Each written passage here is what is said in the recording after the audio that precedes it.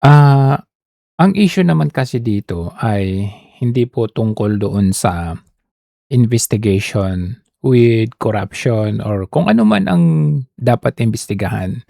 Walang problema kung meron tayong dapat imbestigahan regardless kung sino man 'yan. Ang nakapagtataka kasi dito 2019 pa itong issue na ito. And, kung bibilangin natin from 2019 to 2026, that's about 7 years.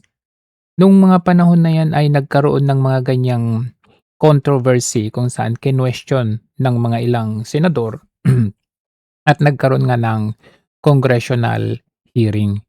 And, to the information of the people, meron namang kasong isinampa kay Vince Dizon na siya yung head ng BCDA during that time. Kasi siya yung in charge doon sa infrastructure o dito sa complex.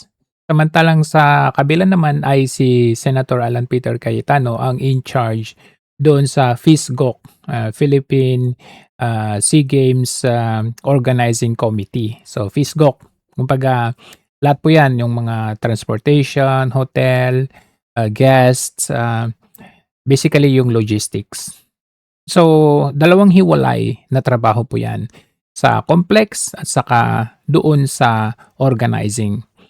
Nagkaroon ng issue doon sa cauldron kung saan in-issue yung cauldron, yung lighting of the torch kung saan 50 million ang budget po doon at kinuwestiyon po 'yan ni Senator, Franklin Drilon. And to the end point of that, na-dismiss naman, wala namang napatunayan na, overspending or overcharging, with regard to that cauldron and with regard to that facility, walang issue. And with regard naman doon sa organizing sa FISGOC, wala din namang nahanap na issue diyan. Kumbaga lahat po 'yan ay all end up well. May issue, may controversy, pero natapos po 'yan. Imagine ninyo, natapos na po 'yan, walang problema. 2019, 2020, 2021, 2022, 23, 24, 25, 26 kung saan nangyayari yung impeachment. So, ang tanong ng taong bayan, bakit timing na ngayon ay uungkatin mo ang mahigit 7 years ng issue or controversy? Samantalang we have an existing controversy on the flood control, which is nag-umpisa lang last year, 2025, kung saan sinabi ng presidente mismo na mahiya naman kayo. And well, that's good.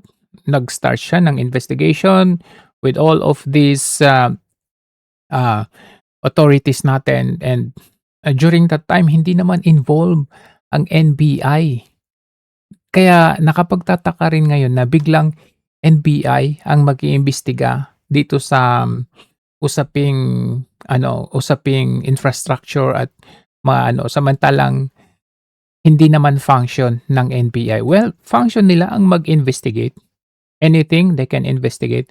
Pero ire-refer din nila 'yan sa DOJ or sa ombudsman. Kaya magtataka ka, bakit all I mean, of all the time from 2019, bakit ngayon yung investigation? Samantalang hindi pa settled yung flood control. Ang dami nating nakikita diyan na projects ng flood control na hindi natin nakita or naramdaman or natamasa man lang. Binabaha tayo, ang daming mga ghost projects kumbaga.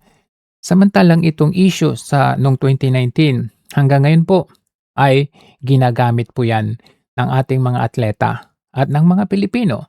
And that is being classified as world class po. O pinuntahan mismo ni Maris Umali, nag-vlog siya do'n, pinapakita niya, hindi niyo ba nakikita? Wala ba kayong mata? Bulag ba kayo? It is existing, it is not ghost project. Kung ang issue nila ay overpricing, tingnan niyo ito, ayan tingnan niyo.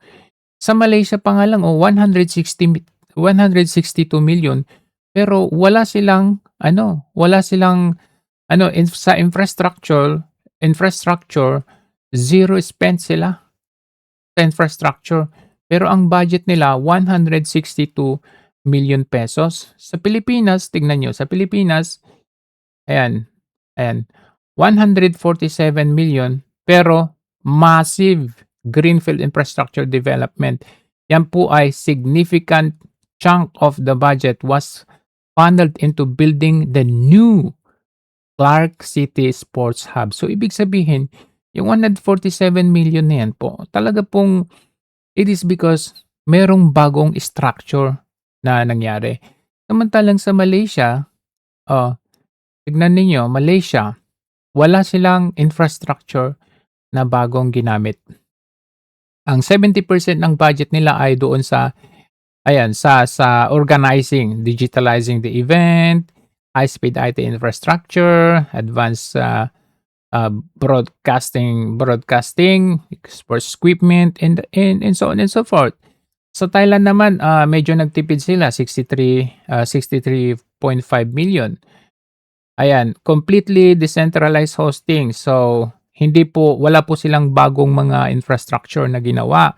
Bagkus ang ginawa nila ay yung ibang mga sporting ay sa Bangkok, yung iba ay sa Chonburi, at sa iba ay sa Songkhla. Oh, kaya 63 million ang ano nila. Sa Cambodia naman, 131 million. Oh, heavy venue spending anchored by brand new. Ayan, meron silang ginawang brand new din. Parang sa atin na New Clark. Meron din silang ginawang bagong built na stadium. So, 131 million. Sa Vietnam naman, dahil pandemic, 44 million to 51 million ang ano nila. So, ayan, nagtipid sila kasi COVID pa yan eh. So, sa Pilipinas, 147 is not new. It's not something na very questionable kasi may bago tayo pong infrastructure, which is yung New Clark City Sports Hub na Olympic grade. Ayan po, aquatic center and athletic stadium. So, ano ang kini-question dito? Hindi ho ba?